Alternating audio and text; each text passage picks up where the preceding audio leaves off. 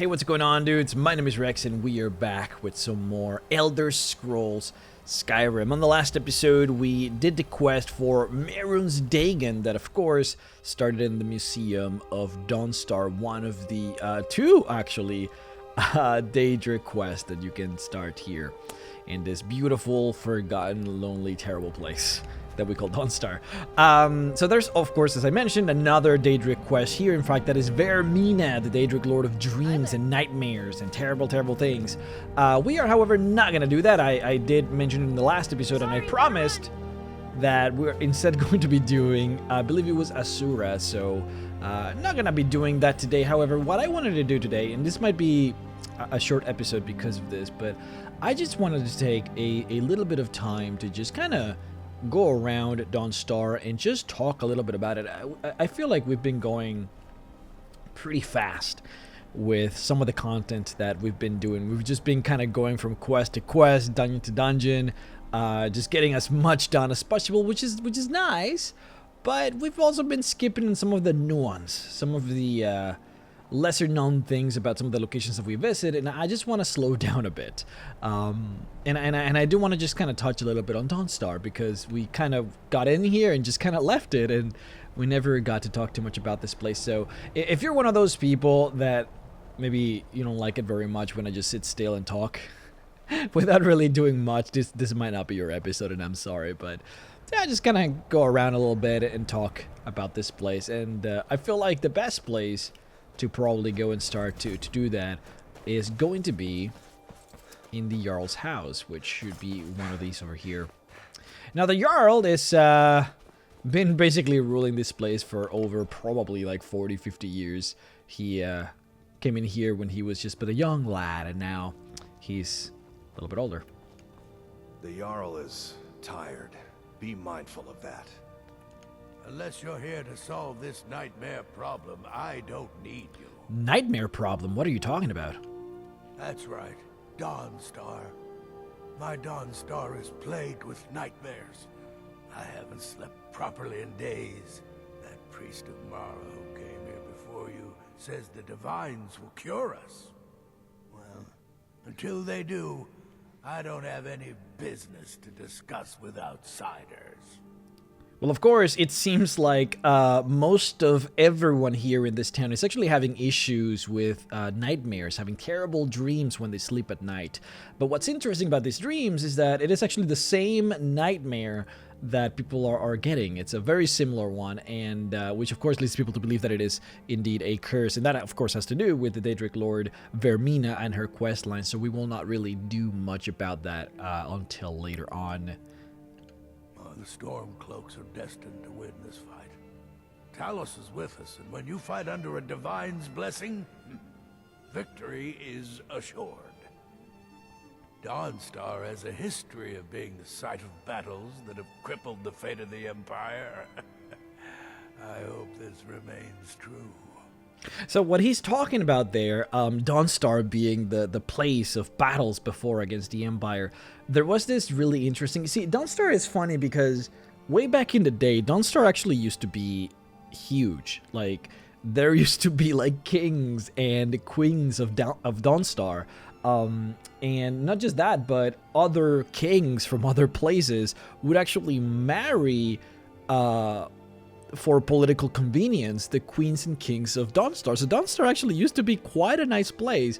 Like if you go back and actually play Elder Scrolls Arena and you see how Dawnstar looks, it looks like a pretty formidable modern city, like what you would imagine maybe like the Imperial City might look like. And it's funny because what you see now is this desolate, miserable place, which is interesting. But what he is specifically talking about, there used to be this we talked about it before when I said that the... Don't bother me again unless it's important. Jesus, I guess I was just talking talking a little bit too much. When the Reman Empire just kind of fell through, I mentioned before that Aitaeski, those serpent people from Akavir, one of them ended up ruling the Empire. He was the advisor for Revan Cyrodiil, so he was kind of like the second in line, so to speak, to kind of just be the emperor for a little bit until the next emperor was chosen. As you can imagine, the people of Skyrim were not very happy to have an Akaviri ruling the empire. I mean, of course, Skyrim has fought against the Akaviri multiple times before, so what he's mentioning there is essentially this war that happened, this kind of rebellion that transpired in Dawnstar, where the Nords actually fought against the empire, against the oppressive ruling of this Taeski, and they actually destroyed, because Taeski, this dude, I believe his name was Versailles Shale or something like that, he had a massive fortification here in Dawnstar, and the Nords destroyed that fortification here. Unless you're here to solve this nightmare problem, I don't need you. Yeah. So what are you guys doing about these dragon attacks? The only reason dragons are attacking is because Talos is angry with us for turning our backs on him. As soon as we drive the Empire out of Skyrim, the dragons will vanish. Mark my words. So he's coming at it from a religious point of view, which you notice that some people will just straight up not agree. If you're here about the nightmares, I'm afraid my pleas to the College of Winterhold go unheard. So are you the court wizard? If you could call it that. The Jarl can make all the demands in the world. I'm not setting one foot on that battlefield. I fought in the Great War. I cut enough young lives short. I'm not gonna do it again. You mentioned the Great War. About 30 years ago, the Aldemary Dominion invaded the Empire. It was a surprise attack. Caught everyone off guard. They ended up sacking the Imperial City. I was there, blasting apart young elven men and women with fireballs and lightning bolts. By Akatosh, all the blood, the smell of flesh burned and pulled apart by magic. I never want to do that to another soul, ever again. I wanted to make sure that you guys heard that particular set of lines. I think it's pretty crazy. Back to another fine day in Dawnstar. It is. You can actually have a, if you're lucky, you can see a discussion between her and the Jarl, where she's begging the Jarl to allow her to just leave to go to High Rock because she doesn't want to fight in the war. Because she's a Breton, she doesn't want to fight in this stupid war. But you know, the Jarl is just kind of old school, as you can imagine. Not really. You're very traditionalist, and that has a lot to do with the Say that vampires attacked the fact that this location here, like all of this kind of area from Dawnstar to Winterhold, Windhelm, Riften, basically almost like encompassing, I would say, Iverstead, and just this one line over here. It's what you would consider to be the old holds. Those were like the first locations that were kind of just inhabited when the Nords first made their way here. Like everything that has to do with like Falkreath and Solitude, like those are called the new holds, and those were made kind of like a long time after. So they don't quite have some of the stronger, older traditions that the older holds might have. So that's why you see a lot of like a big difference between just the way the two sects of people kind of just interact with each other. But in any case, the lifeblood of Dawnstar is, of course, the mining business. As you can imagine, there's actually nothing to do here. There's no way that they can farm. There's really no trading, no special magics in this place. All that they really have are the ore that actually grows here. And of course, there are two competitors to this ore business here in Dawnstar.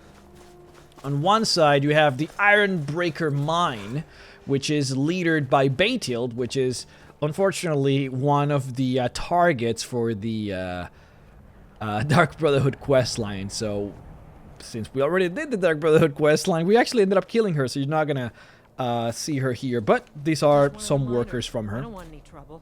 These dreams are real, I tell you. Yeah, more about the dreams. Can't sleep well no matter how much drink I put in me. You'll see that they all share the same thing. But in any case, that's one of the mines. The other mine is called the Quicksilver Mine, and this one is a little bit more interesting. My wife, Beitild, is dead. Can't say I miss that old saber cat. And he is the owner. So you can tell that he called her the wife, and that's going to come up real soon. We're going to talk about it in just a second. But this is the other mine. Like I said, that guy was the owner. and this is the Quicksilver mine. And here they actually mine Quicksilver, as the name implies. So this mine is actually doing a lot better than the other mine, the Ironbreaker mine, because Quicksilver is a lot more expensive. For those of you who do not know, Quicksilver is an old kind of weird term for mercury. Mercury, of course, is liquid at room temperatures, and that's why they called it Quicksilver, because it looks like silver, but it's liquid. Now, I would imagine this place is extraordinarily cold, so I don't think we're gonna find it in liquid form, though. I'm no chemist. I don't know how the hell that all that stuff works, but yeah. In any case, you can actually mine Quicksilver in here. Now, Quicksilver, in Skyrim specifically, it's made, or rather, it's used for Elvish armors and weapons, and it's also used for the more kind of higher grade Nordic armor. They added that for the Dragonborn DLC, I believe, so the cool kind of ancient Nordic armor, not ancient, the normal Nordic armor, the white one, you can actually, I believe, improve with Quicksilver. And according to Elder Scrolls Online, Quicksilver is not only very valuable, but it's actually the third strongest material. Because you know what they do in MMOs, where they do that thing where special kind of ores are used for armors that can only be I'm not explaining this properly. Iron armor, for example, like iron, it's really only good for up to level 15, right? And then you might have something like ebony, and then ebony would be used for level 40 to 50 armor, for example, right? MMOs do that thing where they kind of segment all the ores into armors of different levels.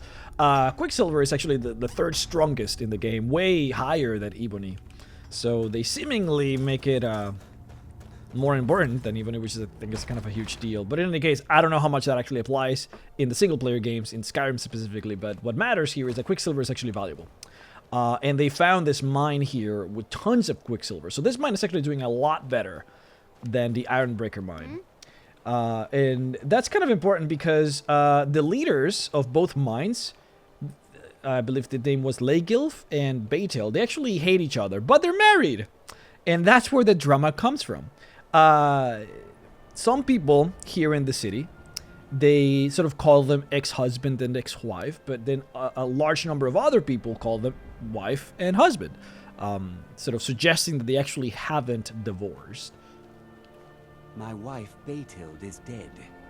Can't say I miss that old saber cat. He's not calling her ex-wife, he's calling her wife. Now, what's interesting here is that the Dark Brotherhood was contracted really, to kill the wife, to kill Baitil.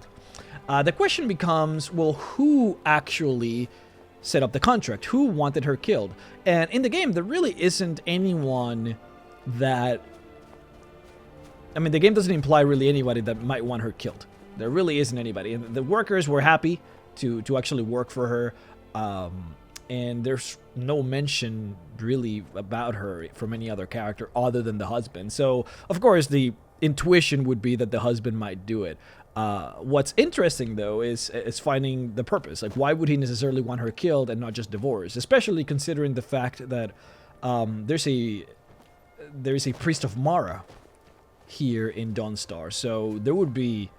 If they actually wanted to divorce, I would imagine that it would be very simple, considering the fact that Mara, sort of like the goddess that has to do with marriage and all that, so I would imagine that they could be divorced. But they don't divorce. Instead, someone wants her killed, which is weird. Now, the storyline, and this is connected, the storyline that has to do with the boat here is that the captain of the ship actually inherited the ship from his mother.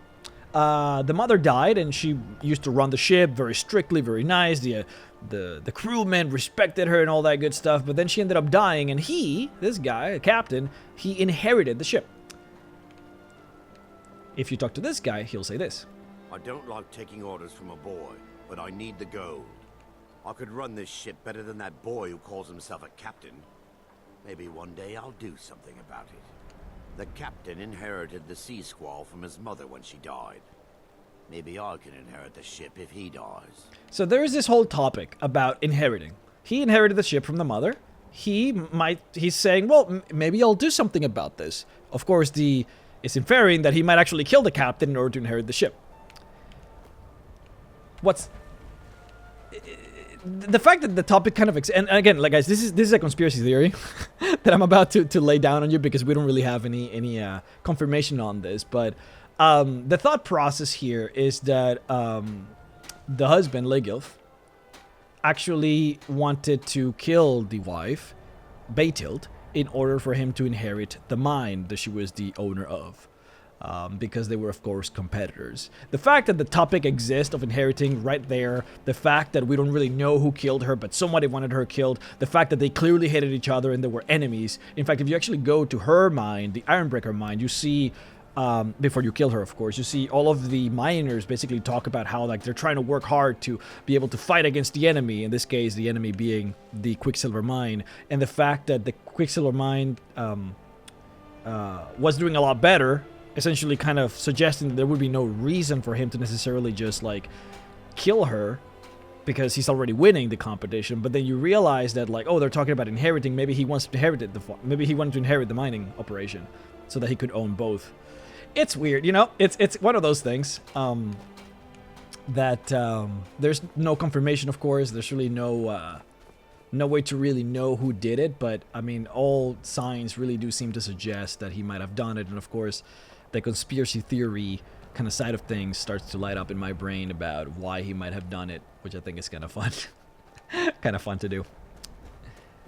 Now, there's another thing that is cool about the mine here, the Ironbreaker mine, is that there is a secret chest that you can get if you very carefully make your way around these rocks.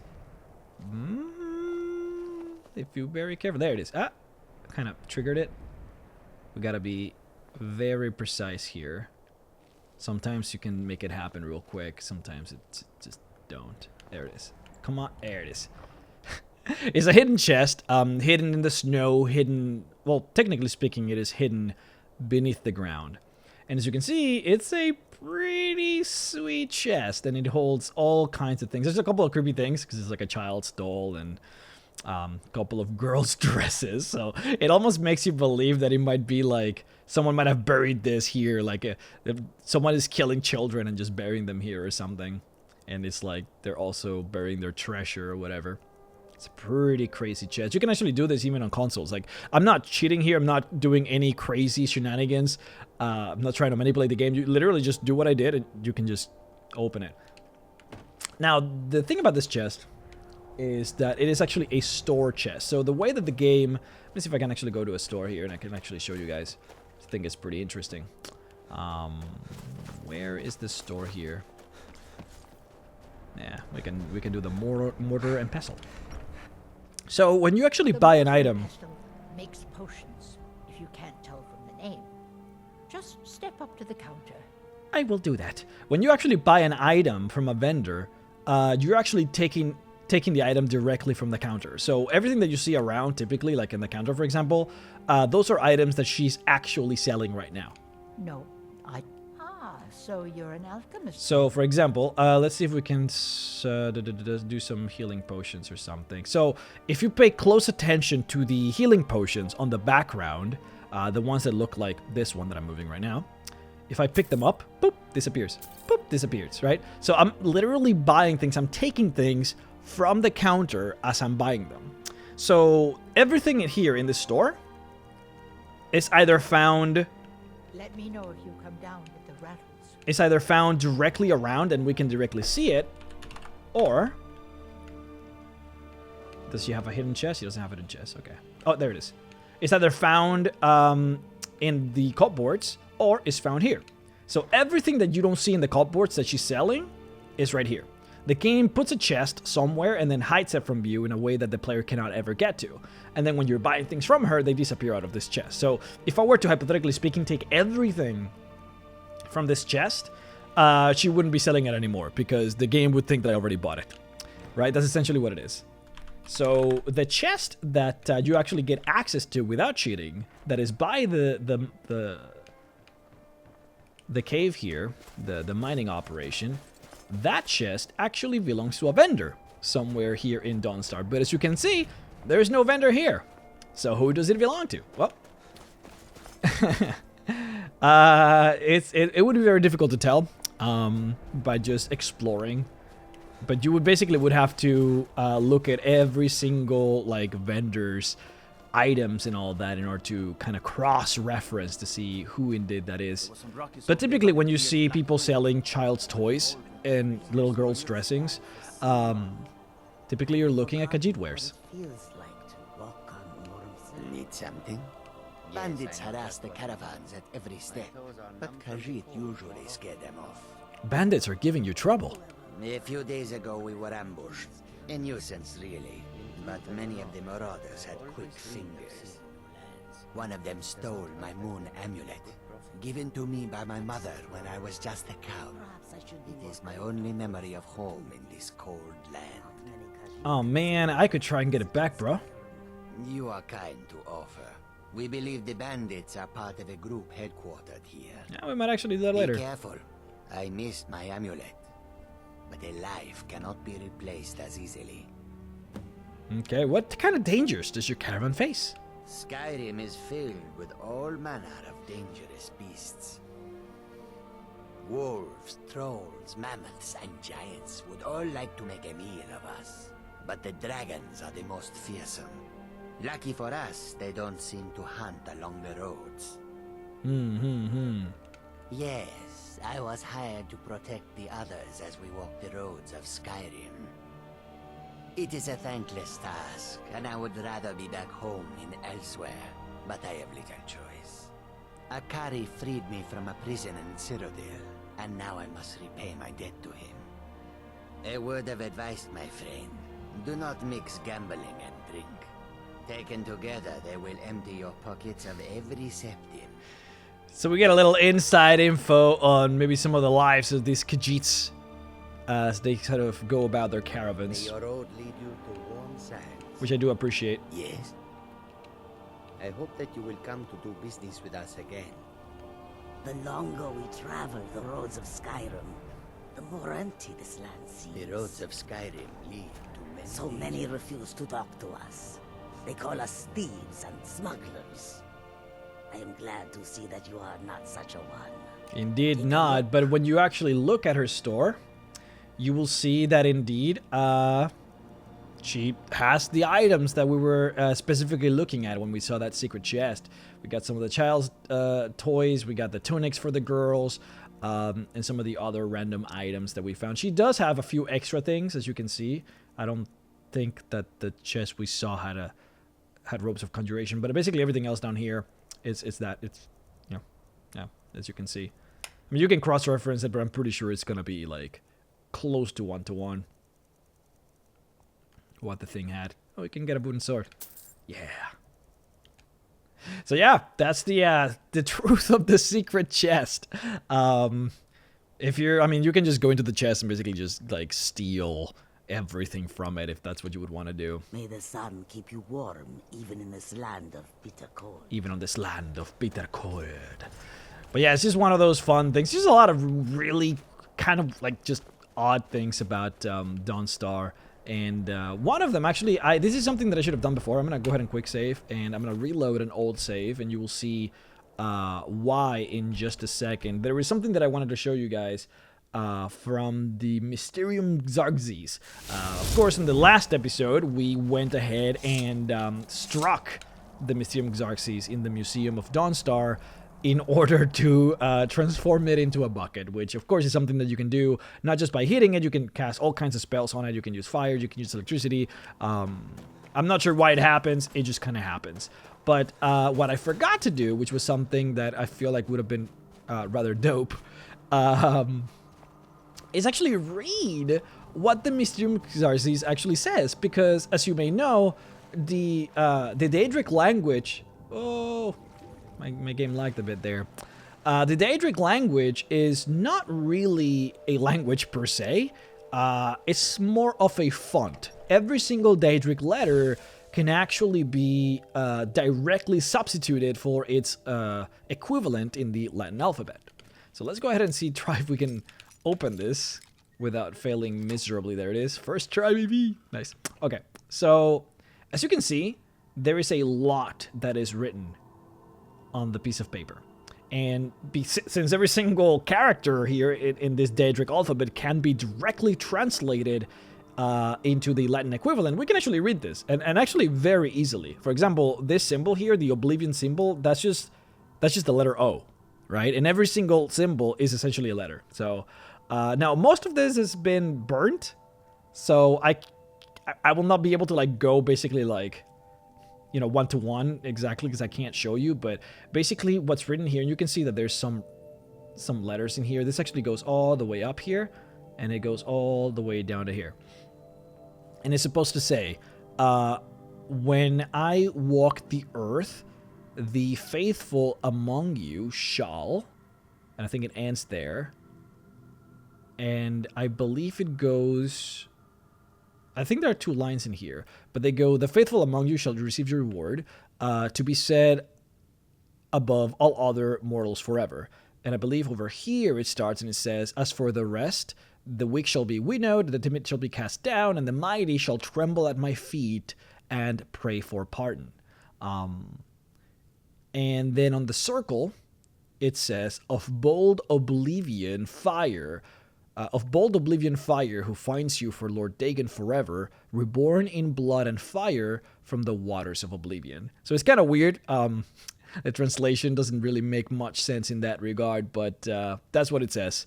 It's just a bunch of religious craziness for Mehrunes Dagon. Now, of course, if you remember back in Elder Scrolls Oblivion, the Mysterium Exarchus actually has 2 pages that you get access to.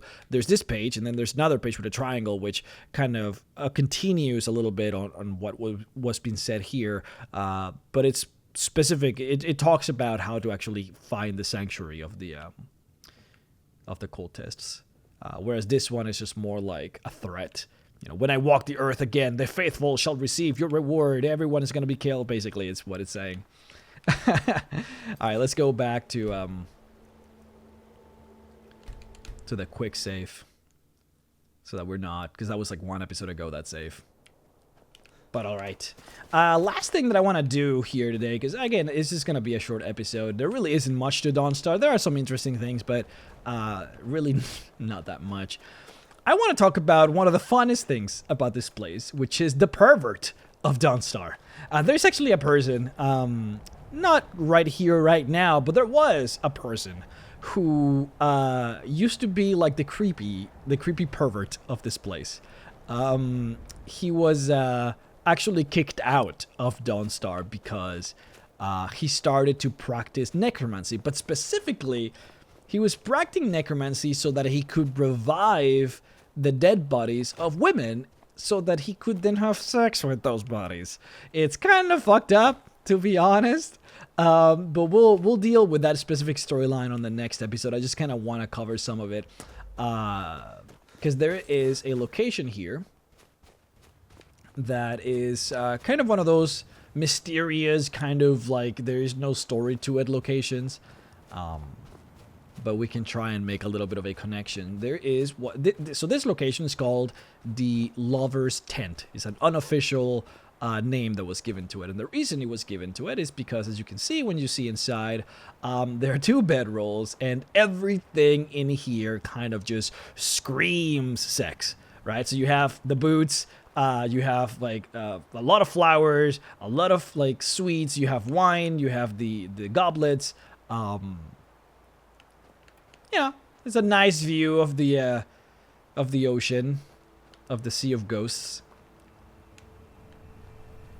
But then the question becomes, who is this for? Who actually made this, right? And that's where the quest over there kind of just takes over. So that is an ancient Nordic dungeon, and inside that dungeon, we're gonna see a series of journals made by the boss of that dungeon. And those journals basically are very explicit about this guy who has been having a lot of fun around this place. So it seems like that ancient Nordic dungeon is not just any ancient Nordic dungeon, but in fact, it's the burial place of battle maidens.